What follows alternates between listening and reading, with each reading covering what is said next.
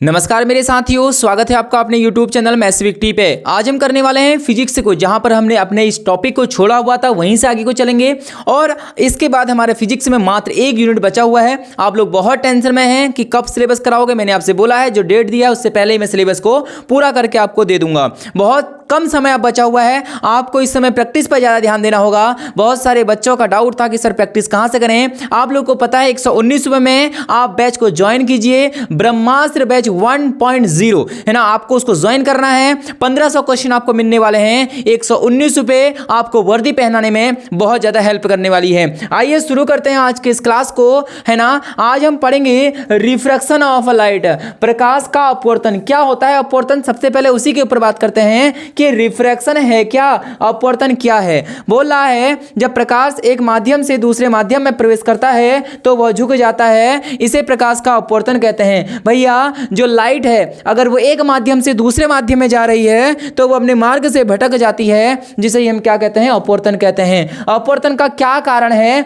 यहां पर लिखा गया है, refraction occurs because of speed of light change in different medium. बोल रहा है कि जो लाइट है उसकी जो स्पीड है वो अलग अलग माध्यमों में अलग अलग होती है। दूसरा बोल रहा है light travels faster in rare medium like air. बोल रहा है जो लाइट है वो ट्रेवल करती है फास्टर इन रेयर, जो रेयर माध्यम है, जो रेयर माध्यम मतलब हो गया जो निर्वात है, उसमें जो लाइट है वो बहुत स्पीड के साथ चलती है, उसकी स्पीड बहुत ज़्यादा होती है। Light travels slow in denser medium, ठीक है। जो क्या है सघन माध्यम है, जो सघन माध्यम है उसमें सॉरी ये रेयर मीडियम मतलब होता है विरल, है ना। क्या होता है, विरल होता है, ठीक है। ये विरल हो गया और डेंस मतलब हो गया सघन, जिसके पार्टिकल बहुत क्या होते हैं, पास पास होते हैं। मैंने कहा दो माध्यम, एक माध्यम ये है, मैंने कहा ये एक माध्यम ये है, तो भैया किसके पार्टिकल आपस में पास पास हैं, आपको दिख रहा है जो दूसरे वाले हैं इसके पार्टिकल बहुत पास पास हैं। ये सघन हो गया, सघन मतलब होता है डेंस। ये रेयर मीडियम हो गया, ये क्या हो गया, रेयर हो गया, जिसे हम बोलते हैं विरल माध्यम। तो ऐसा ये कह रहा है कि विरल में तेज चलता है, डेंस में धीरे चलता है, गिलास और वाटर में धीरे चलता है ना। व्हेन लाइट सोज down it bends toward the normal. भैया जी जब प्रकाश से एक जगह से दूसरे माध्यम में जाती है तो नॉर्मल से क्या होती है, या तो झुक जाएगी या तो उससे दूर हटेगी। आगे सब कुछ कहानी समझाऊंगा, चलते हैं अगली स्लाइड पर। ये रहा अगला क्वेश्चन, कहता है अपवर्तन के नियम। अपवर्तन के कितने नियम हैं, दो नियम हैं। पहला नियम, आपतित किरण अपवर्तित किरण अभिलंब एक ही तल पर होते हैं। द इंसिडेंट रे है ना, reflected ray and normal at the same point, एक ही लाइन पर होते हैं। दूसरा नियम स्नेल्स लॉ, दूसरे नियम को हम बोलते हैं स्नेल्स का नियम। साइन आई बट्टे साइन आर बराबर कांस्टेंट, जिसे हम स्मॉल एन लिखते हैं। यह स्थिरांक अपवर्तनांक सूचकांक कहलाता है। क्या चीज, यह कौन, यह भैया एन है ना। जो एन है ये क्या कहलाएगा, अपवर्तनांक सूचकांक कहलाएगा, रिफ्रैक्टिव इंडेक्स कहलाएगा, ठीक है। चलते हैं अगले उस पर और समझते हैं आगे को अपवर्तनांक किसे कहते हैं। क्या है अपवर्तनांक, रिफ्रैक्टिव इंडेक्स आखिर है तो है क्या। भैया जी ये कहता है कि n equal to speed of light in vacuum, है ना। प्रकाश का निर्वात में चाल बट्टे speed of light in medium, प्रकाश का माध्यम में चाल, ठीक है। तो यहां पर रिफ्रैक्टिव इंडेक्स निकालने का तरीका है, हाइयर रिफ्रैक्टिव इंडेक्स है ना, ज्यादा रिफ्रैक्टिव इंडेक्स किसमें होगा, more bending of light, light slow down more, ठीक हो गया। अगला बोल रहा है लोअर रिफ्रैक्टिव इंडेक्स, कम रिफ्रैक्टिव इंडेक्स होगा किसका, लेस बेंडिंग ऑफ लाइट। जब लाइट कम बेंड होगी तो उसका अपवर्तनांक भी कम होगा, लाइट स्लो डाउन लेस, है ना। अगला ये मोस्ट इंपोर्टेंट चीज लिखी है ना, refractive index of air, air की कितनी होती है 1.0003, ठीक है। Refractive index of water, water का 1.33। मोस्ट इंपोर्टेंट नोट करेंगे directly. Index of glass, glass का होता है 1.5 और सबसे ज्यादा होता है डायमंड का 2.42, ठीक है। इसका मतलब सबसे ज्यादा बाइंडिंग किसमें होती होगी लाइट का, भैया वो किसमें होगी, डायमंड में होगी। यही तो लिखा है हायर रिफ्रैक्टिव इंडेक्स, जिसका रिफ्रैक्टिव इंडेक्स ज्यादा होगा वो लाइट को ज्यादा बेंड करेगी। ऑप्शन यहाँ पर सॉरी ये चार चीजें आपको क्या करनी है, नोट करनी है। ये रहा अगला क्वेश्चन, कहता सॉरी अगला है अपवर्तन के उपयोग। क्या है अपवर्तन के उपयोग, है ना। लेंस में इसका उपयोग होता है, used in glass, microscope, cameras में क्या बनाए जाते हैं भैया जी, अपवर्तन के उपयोग होते हैं। ऑप्टिकल फाइबर, इसका उपयोग क्या होता है ना, ऑप्टिकल इल्यूजन इन डेजर्ट, ठीक है। मिर्चिका होता है, मरीचिका होता है, रिफ्रैक्ट, ठीक है। मिर्ची का यहाँ पर होना चाहिए था रेनबो फॉर्म्ड बाई रिफ्रैक्शन, है ना, dispersion and reflection of light इन, है ना, रेन ड्रॉप। आगे को चलते हैं, इनके यूज अभी और लिखे होंगे, है ना। ठीक है, सीधे लेंस। क्या होते हैं लेंस? लेंस है क्या? मैंने कहा लेंस क्या है? लेंस आप बोलोगे गुरुजी ये लेंस है। मैंने कहा ये लेंस जरूरी जो क्या है कि लेंस ऐसे ही होंगे। मैंने कहा लेंस है क्या? हम किसे लेंस करें भाई? हमने इसको लेंस क्यों नहीं कहा? लेंस एक ऐसा पारदर्शी माध्यम, पारदर्शी मतलब जिसके आर पार हम देख सकते हैं। ये देखो, इसके आर पार मैं देख पा रहा हूं।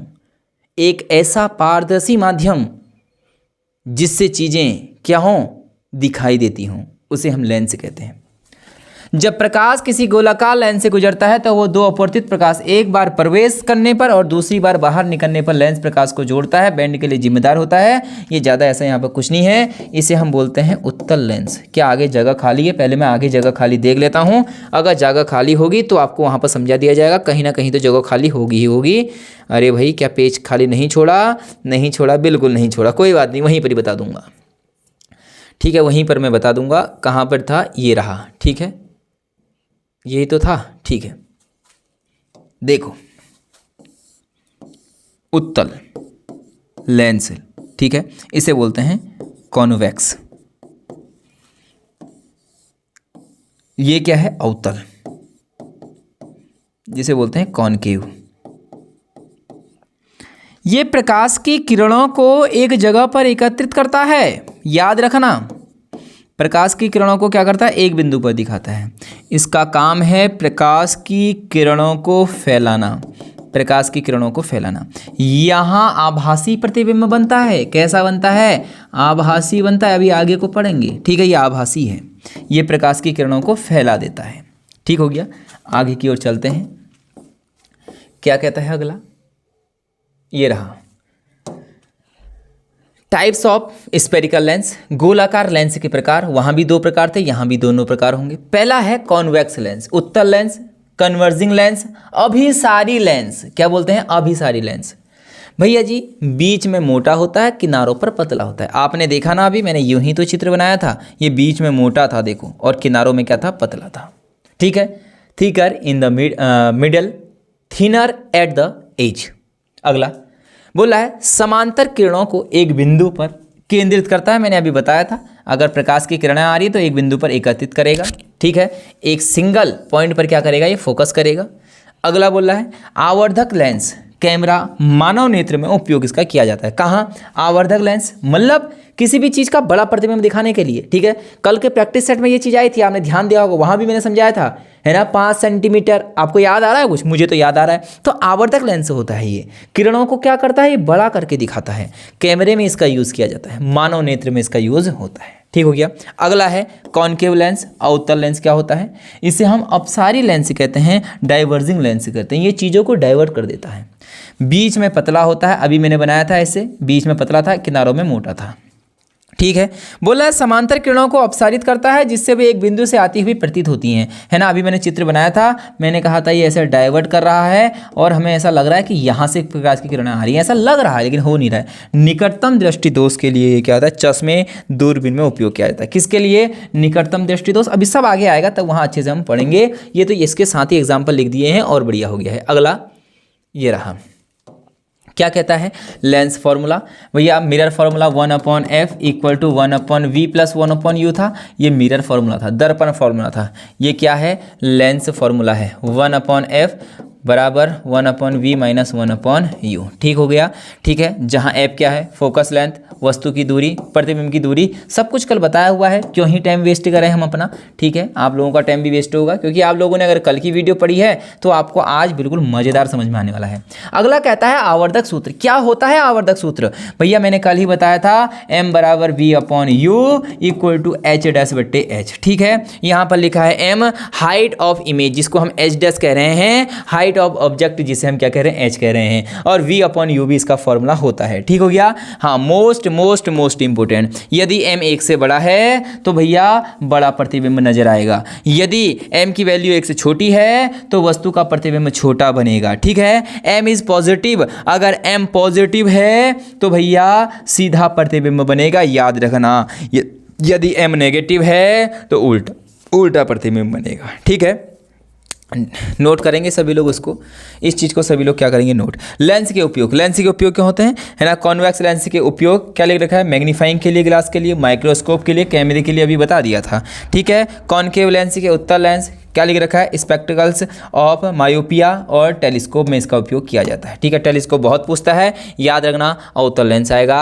अब इसके 6 चित्रों को हम पढ़ लेते हैं। कल भी हमने 6 चित्र पढ़े थे, मुझे बताएंगे क्या, कल हमने 6 चित्र इसके लिए पढ़े थे भैया, हमने इसके लिए पढ़ लिखे थे। ये क्या था, ये अवतल दर्पण था। मैंने कहा था अवतल दर्पण के 6 चित्र और उत्तल लेंस के 6 चित्र होंगे। जैसे चीजें यहां चली थी वैसी चीजें यहां चलेंगी। ठीक है, आइए स्टार्ट करते हैं। पहला, जब वस्तु अनंत से आ रही हो तो चित्र फोकस पर बनेगा। कहां बनेगा, फोकस पर। ठीक है, पहले मैं कल का ही डायग्राम को अच्छे से तुम्हें समझाता हूं लेंस वाले तरीके से। ये होता है फोकस F1, ये होता है 2F1, ये होता है F2 और ये होता है 2F2। ठीक है, वस्तु को कहां से लाए थे, कल हम इन्फिनिटी से लाए थे, और प्रतिबिंब कहां बना था, ऐप पर बना था, आज भी ऐप पर ही बनेगा। ये नंबर 1, ये भी नंबर 1। थोड़ा सा आगे आएगा नंबर 2, यहाँ भी थोड़ा सा आगे को खिसका दो, नंबर 2। फिर भैया 2F1 पर ले जाओ, नंबर 3।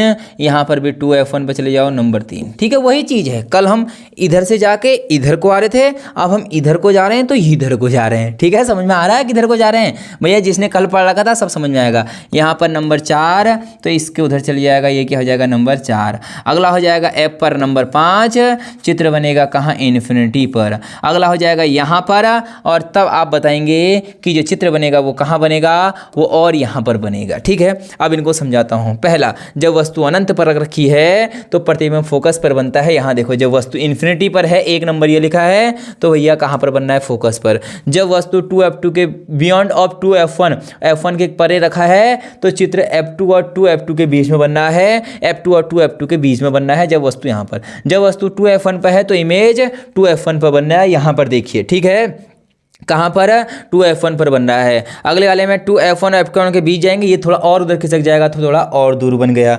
और जब हम F1 पर रखेंगे तो वस्तु इन्फिनिटी पर बनेगी, ये देख लीजिए। और जब वस्तु को F1 और ऑब्जेक्ट O के बीच में रखा जाता है तो प्रतिबिंब यहाँ पर बनता है। ठीक है, तो वहाँ भी हमारे क्या बने थे, 5 तो वास्तविक बन रखे थे। कैसे बने थे, वास्तविक बने थे, रियल बने थे।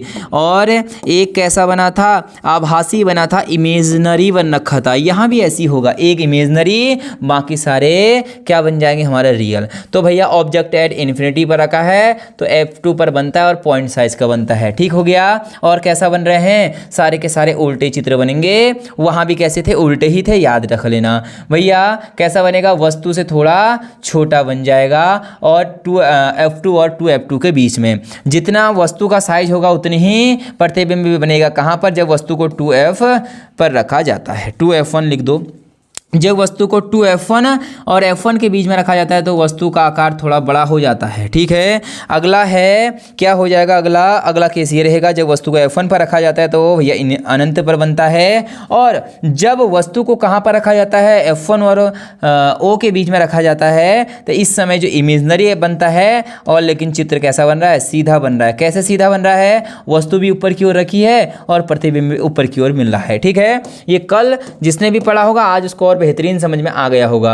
मैंने कहा था कि उत्तल दर्पण में जो चीजें चलेंगी वही अवतल, वही किस पर, अवतल लेंस पर चलने वाली हैं। ठीक है, तो वहां भी 2 चित्र, यहां भी 2 चित्र बन गए थे। पहला आप देखिए एट इन्फिनिटी पर रखा हुआ है, कहां पर चीजें बन रही हैं, फोकस पर बन रही हैं, वर्चुअल बन रही हैं, इरेक्ट बन रही हैं, और हाईली डिमिनिश्ड, बहुत छोटा बन रहा है, वास्तविक नहीं आभासी बन रहा है। और कैसे बन रहा है, सीधा बनेगा। दूसरा कहां पर रखते हैं, कहीं पर भी रख दो, उस समय between infinity and O, infinity और ओ के बीच में रख रखा है तो भैया मुझे जल्दी बताइए between F and O, F और ओ के बीच में बनेगा और कैसा बनेगा, सीधा बनेगा, आभासी बनेगा, देखिए वर्चुअल बनेगा, इरेक्ट बनेगा और डिमिनिश्ड बहुत छोटा बनेगा। ठीक है, तो ये कल की ही चीज़ें हैं, जिसने कल की चीज़ें अच्छे से पढ़ी थी उसको आज की चीज़ें और अच्छे से समझ में आ जाएंगी।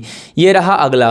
अगला क्या है, लेंस की शक्ति। लेंस की शक्ति किसे कहते हैं, थोड़ा सा जल्दी हम देखेंगे। लेंस की शक्ति किसे कहते हैं, पावर ऑफ लेंस किसे कहते हैं। लेंस की शक्ति उसकी प्रकाश किरणों को अभिसारित है ना, कन्वर्ज या अपसारित, डाइवर्ज करने की क्षमता को दर्शाता है। इसे डायोप्टर डी से मापा जाता है और इसे फोकस लंबाई एफ में व्युत्क्रमानुपाती होती है, परिभाषा से दिया जाता है। कुछ नहीं आपको समझना है, बोल रहा है कि लेंस की क्षमता किसे कहते हैं, जो प्रकाश की किरण को जितना ज़्यादा मोड़ेगा या जितना ज़्यादा दूर करेगा वही उसकी क्षमता कहलाएगी। ठीक है, तो P प्रोपोर्शनल टू 1/f होता है और F किस में होता है, मीटर में होता है, याद करना, बात खत्म। इसका मात्रा क्या होता है, डायोप्टर होता है। कितना होता है, डायोप्टर। ये रहा अगला, कहता है कि लेंस की क्षमता फोकल लंबाई मीटर में, डी डायोप्टर, मैंने बता दिया है सब कुछ। एक dioptre lens of focal length 1 metre. ठीक है, एक डायोप्टर किसे कहेंगे, 1 मीटर फोकस लंबाई वाले लेंस की शक्ति को क्या बोलेंगे, एक डायोप्टर। शक्ति के लिए चिन्ह नियम भैया बहुत इंपॉर्टेंट है, ध्यान से देखेंगे। उत्तल लेंस पॉजिटिव पावर होती है, उत्तल लेंस की जो पावर होती है वो पॉजिटिव होती है। ठीक है, इसका मतलब अ convex lens is a converging lens.